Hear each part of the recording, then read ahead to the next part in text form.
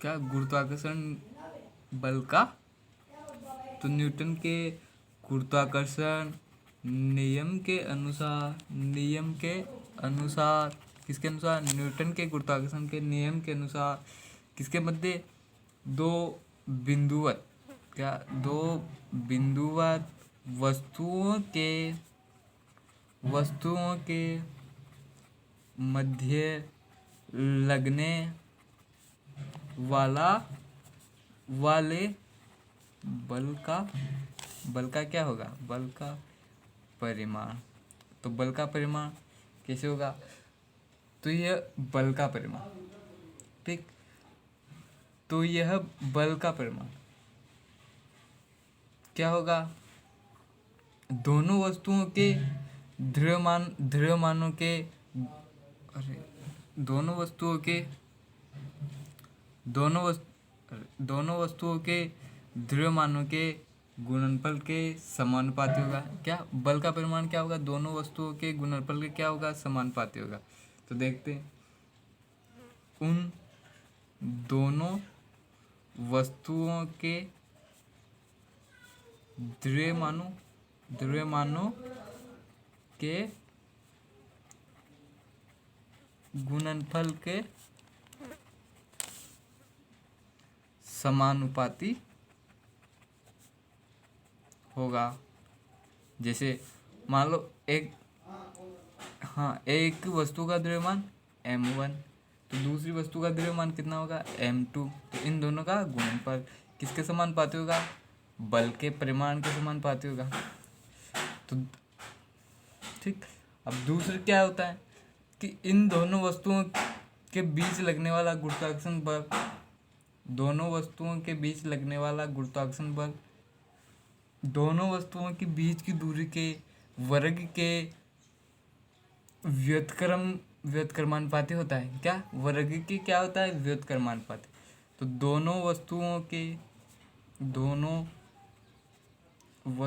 के बीच की दूरी के वर्ग के क्या होता है, वर्ग के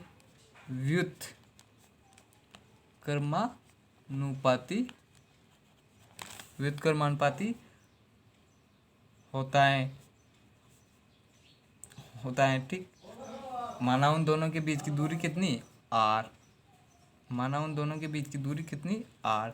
तो ये किसके बराबर होगा, किसके प्रोपोर्शनल होगा, f is proportional to 1/r, ठीक।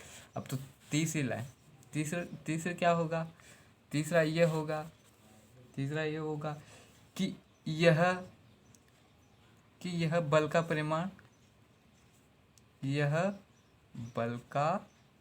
परिमाण उन दोनों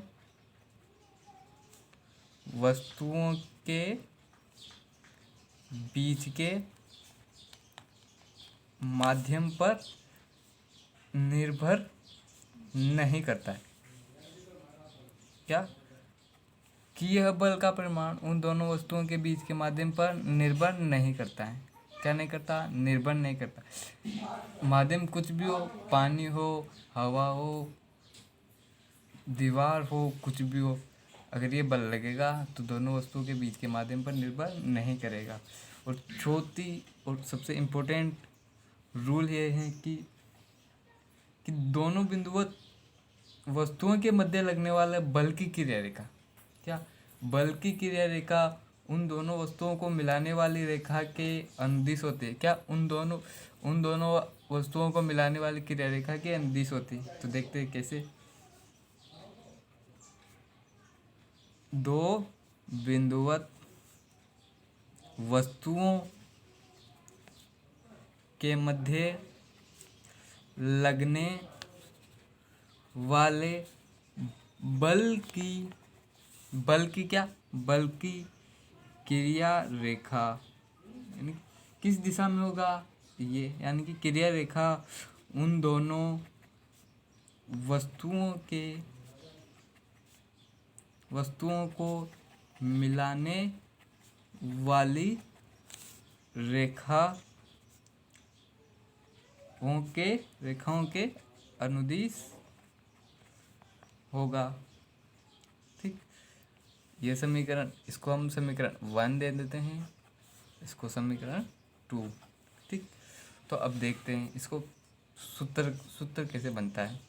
तो समीकरण 1 व समीकरण 2 से क्या करेंगे, एफ इज प्रोपोर्शनल टू 1 के अनुसार m1 इंटू m2 और अपॉन दूसरी के अनुसार r²। ठीक, तो ये दो वस्तुएं देख लो, क्या ये दो वस्तुएं, ये दो वस्तुएं क्या, m1 व m2, जिनका द्रव्यमान, एक का द्रव्यमान m1, एक का द्रव्यमान m2, इन दोनों के बीच की दूरी कितनी, r, कितनी r, कितनी r। ठीक, तो ये क्या होगा इसका अभी फॉर्मूला, अब इस प्रोपोर्शनल को हटाएंगे तो क्या करेंगे, एफ इक्वल्स टू जी, क्या आएगा कांस्टेंट, जी क्या है constant, m1 into m2 upon r²। यहाँ जी क्या है, यहाँ जी न्यूटन का गुरुत्वाकर्षण का सार्वत्रिक स्थिरांक है। क्या, न्यूटन का गुरुत्वाकर्षण का सार्वत्रिक स्थिरांक, क्या है, सार्वत्रिक स्थिरांक हैं। ठीक,